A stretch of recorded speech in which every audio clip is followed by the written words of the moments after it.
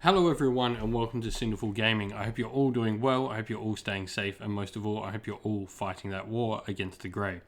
Today we have another Start Collecting Age of Sigmar 3rd edition video for you, and today we're going to be looking at the Start Collecting box Beastclaw Raiders, a Start Collecting box for the Ogor Mawtribes faction. This is one of the box sets that doesn't actually have a proper faction name attached to it. It's actually one of the many sub-factions that make up the Ogor Mawtribes, but Beastclaw Raiders is an excellent way to get into an Ogor Mawtribes army. For starters, it's content. So we get one either Thundertusk or Stonehorn kit. This is the same kit, it's a dual kit, and it can actually be built in a variety of different ways. You can build it as either a Frostlord on either of the two mount options. We've got the Stonehorn pictured here, the giant cow bull looking thing. And there's also, I guess, a weird bear cross elephant style monster called the Stonehorn as well. You can then have a Huskard on either mount variation as well. And you can also have Stonehorn or Thundertusk Beast Riders, which are a battle line unit option depending on what general you've got for your army. So to talk a little bit about each of these different options. For starters, the Frostlords, these are your big heavy hitters. And I guess to start talking about, let's start talking about the difference of Stonehorns and the Thundertusk. Stonehorns are all combat. They are just charge forward and absolutely smash. They've got amazing combat potential on them. There's some great mount traits you can take with the army to make these into absolute murder machines with your Frostlord on top. The Thundertusk, he's a little bit different. Now, what they have there is they've got, I guess, a little bit more techie. They've got some shooting abilities. They've got abilities that make them stay in combat longer. And they've generally got a little bit more sort of technical sort of play around them. Though not as outrightly powerful as a Stonehorn, they still are quite deadly in combat. And that Frostlord can still do a decent amount of damage with that damage 3 Frost Spear he has there. We've then got the two Huskards, and this is where things start to get a little bit different for the two different mount options. Stonehorn Huskards are just a cheaper version of the Frostlord on Stonehorn. They don't really do quite as much damage. They haven't got that good old spear that the Frostlord has, but they do still do a decent amount of damage thanks to their Stonehorn mount. The Huskard on Thundertusk, however, is the only priest available to the Ogor Mawtribes. Being a priest model, he gets access to prayers, and you can see why this is good, as there are some really nice, good prayers out there. He also has some decent prayers available to him through the Ogor Mawtribes armies, and there's some ways to get bonuses to cast those prayers, which you can use and stack with other things like Arcane Terrain, which is really nice to make him get his prayers off that a little bit better. Lastly, the Beast Riders. Neither of these versions are the most powerful versions of them, but what they do give you is they give you access to play an entirely monster force, so you wish. What's great about this is in the current edition of Warhammer Age of Sigmar, we have a ton of things that benefit taking monsters, you get extra points in certain scenarios, and while you might give up points, I think it's always worth taking as many monsters as possible, and Ogor Mawtribes have some absolute powerhouses of battle line monsters. The other 4 models we get in the box set are called Mournfang Cavalry. These are elite heavy cavalry of the Ogor Mawtribes, and they hit pretty hard. They can either choose to have the two-handed weapons, they can have some more defensive abilities if they choose to take their fists, or they can have the giant Gargan Happers, which are a massive damage 3. For me, there's a bunch of different ways you want to do this, but when starting out with this box, I definitely recommend building 2 units and making sure you give each unit a banner. So you want 2 banners there and then 2 champions. That is definitely the way you want to be running these to start out with. The Frostlord, I would recommend definitely building him and probably building the Stonehorn variation to start with. This is just going to give you a really simple and easy army that literally it's one player and just charge across the table and smash. You have a ton of fun and it'll be for some good times. You'll have really strong models that just like smashing and playing the game at its most fun. Before we get looking onto other models we can bring into our Ogor Mawtribes army down the line, let's talk a little bit about the scenery piece available to the Ogor Mawtribes. For starters, it is called the Great Mawpot. It's a really cool looking terrain piece. It's a giant pot of stew, and I've seen amazing conversions of these. I've seen people make, like Japanese soup out of them, or even sushi platters on top, and I've seen people make like chicken noodle soup, and just amazing conversions of this model. You can really go all out there. It looks pretty cool when you do some crazy stuff with it. However, what this gives the Ogre army is, first of all, you add 1 to the casting, unbinding, and dispelling attempts of nearby friendly Ogre wizards. So this is pretty nice. Just straight out, you're getting yourself a piece of arcane terrain that you can deploy. Nice. It also can heal nearby Ogre units when it's full, and it's got a nice little empty and full mechanic based on killing enemy units nearby. Essentially, it starts the game as full, and when you choose to, you can heal up to D3 wounds on all Ogre units within 36 inch of it. Just start handing out ladles of soup to everyone from your good old soup kitchen that is the Mawpot. Next up though, you have to try and refill this, and how it is refilled is by killing units near the Mawpot, and you essentially stuff them in the Mawpot and feed them later. I mean, there's nothing better than sort of recording what you stuff into that Mawpot to get your food back.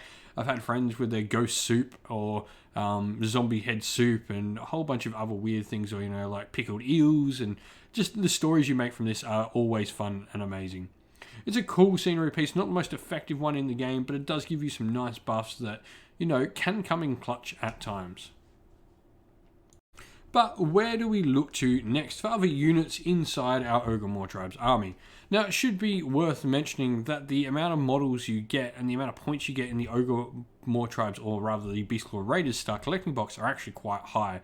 It's very unlikely, unless you've built some of the cheaper options, you're actually going to need to get any more models than what you already have. So what we're going to talk about here is we're going to talk about ways you can expand probably beyond the initial starting list that we're going to provide just after this slide.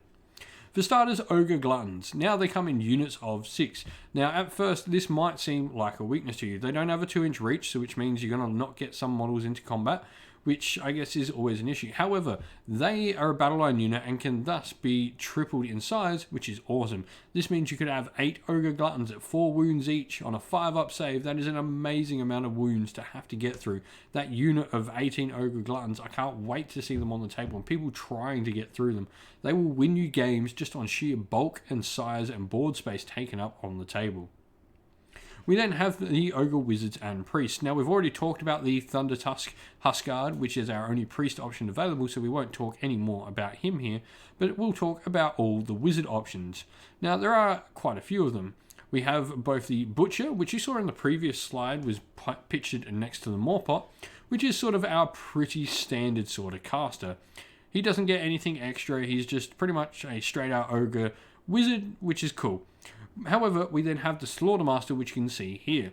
So not only is he a wizard, which is cool, but he also has this great little thing of his own little personal sort of mini Mawpot on his back, which can actually provide some nice buffs to ogres around you. It is a little bit random, but these models make for great pieces in your army, able to hand out +1 to hit, which is nice, meaning you're saving command points giving that out, you're getting it for every phase in the game, which is nice, and in general, just a cool little buff. Lastly, we have one other wizard called the Firebelly, which is, as you might expect, a fire wizard for the ogres. A really cool model and something really different for the ogres in like sort of aesthetic wise. He doesn't really give all that much to a lot, but he's a cool model, and definitely if you're looking for like something different to break up your painting of like all the other sort of ogres, which generally fall into either Beastclaw Raider or Ogre Mawtribes, the Gutbusters range, the Firebelly might be an interesting model to paint up that's a little bit different.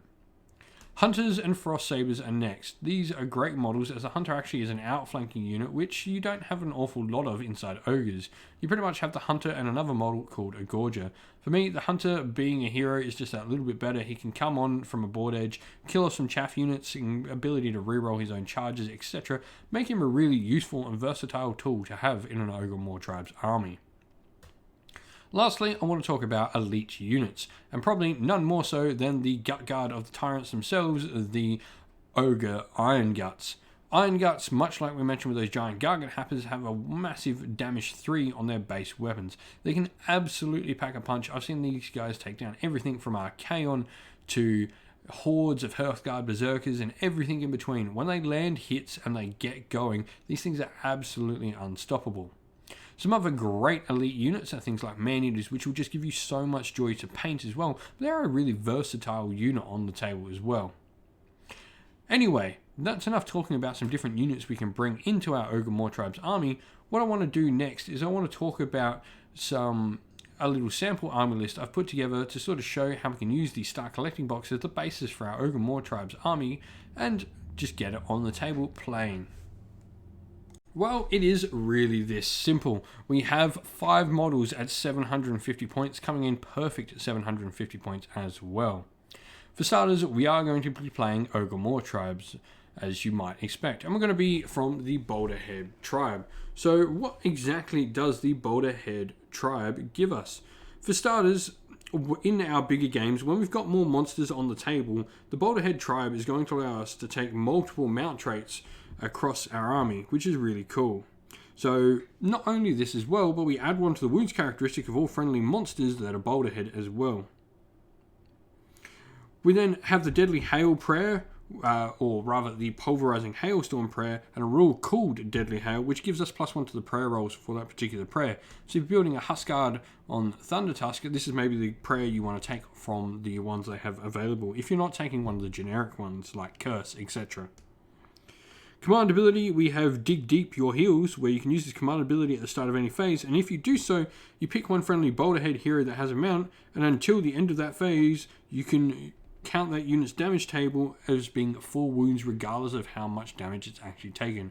This is amazing. In such a small army like we have here, being able to make sure that Frostlord on Stonehorn we have in the army stays and fights at full strength is really important. We've got a cool command trait and artifact of power, which we'll talk about now as we talk about the Frostlord on Stonehorn, who is going to be our general, and these are the generic ones we have to take for this particular sub-faction, but they're really great. First of all, friendly Boulderhead monsters that will hold within 12 inches of the general at the start of the movement phase can move an extra inch when they make a normal move during that phase. Now, this is stated in the new rules. A normal move is just your base move, so they don't get extra stuff on retreats and runs. You then also get the Brand of the Svard, which adds 1 to the hit rolls for all the attacks made by the mounts melee weapons, which is cool. So just a whole bunch of different benefits coming out of this. Now, the last thing we've gone with is we've gone with the mount trait to pick, and we've gone with Metal Cruncher. I think there are definitely a few different options for mount traits, and you can play around with this and see maybe which one you particularly like. I think Frosthoof Bull is pretty cool. This gives you an extra Rend and Crushing Hooves, popping them up to Rend 3. Another Wound is nice at Rockmane Elder, and also you have some other cool ones, but for me, I really do like Metal Cruncher. So this one, at the start of the combat phase, you pick one War Machine or one enemy unit with a save characteristic of 4, 3, or 2+, that is within 3 inches of the model, and they suffer d6 mortals. This just gives you a little bit of extra damage where your Rend 2 might be saved a little bit more. This just gives you the extra bit of damage to hit through and hopefully kill off a model or kill off a couple of extra models if you're fighting a unit. Lastly, battle line. As mentioned at the start of the video, I do recommend you go into 2 units of 2 Mournfang Cavalry for this. In these first couple of games when you're playing, these are definitely just going to give you more board presence, ability to move more units around the table and fight in more places at once, which is exactly what your ogres want to be doing. Don't forget that your ogres do have special rules, so they're going to count as 10 models if they're a monster and 2 models if they're any sort of ogre, which is cool. So you've got a little bit better than the generic sort of capturing rules here. So there's definitely some stuff you can do there to play around with. For me, the grand strategy that has to be for this one is Beastmaster. Have one of your monsters alive. If that Frostlord on Stonehorn goes down, you're probably not having a good day in your game anyway, and you're going to be fighting an uphill battle. So Beastmaster, keep him alive and keep him fighting as long as you possibly can, and if possible to the end of the game. However, this is it for the Ogor Mawtribes video. I'd love to know if you're playing ogres, if you're just getting into ogres, what you're working on, how you're sort of running out of that start collecting box, and what you're planning to do in the new edition of Warhammer Age of Sigmar. Well, thank you all for watching the video. We hope you enjoyed it. If you did, please don't forget to leave a like and subscribe to the channel if you have not already. Also, while you're at it, why not come chat more with us on Discord? We've got a link in the description of the video below to our Discord server. You can come chat with me and other members of our fine little community here at Sinful Gaming. Lastly, we'd like to give a shout out to everyone who helps support the channel in various different ways. First of all, to our Patreon members, Christian Weir, James Soren, Chaos Spawn, AJC, Kenny Lowe, Outer and Shot First, James Crowder, Andrew Bowen, Nathan Fee, Tim Newman, The Rising Ape, Cure Dynamic, Agu, Anthony B, MJ, and Dyna226. Thank you to, as well, our YouTube members, Green Roots Gaming, Fire Titan, Steve T, The Real Zeot, Chris Wallace, Turiot12, Vinny, and Loch Lorick. And a special thanks to our artist who does all the channel art for us, Lady Witchfox Art, thank you very much. And to our Discord moderator, Xmorphic, you do a fantastic job on Discord for us as well. Thank you all, everyone, for watching. If you'd like to help support on Patreon or YouTube member or help support the channel in another way, you can do so by following one of the links in the description of the video to Patreon or YouTube members, or go buy some Sinful Gaming merch from our Teespring store, also linked in the video's description. That's it for today, everyone. Thank you again. Stay safe, stay well, and most of all, keep fighting that war against the Grey. Ciao for now.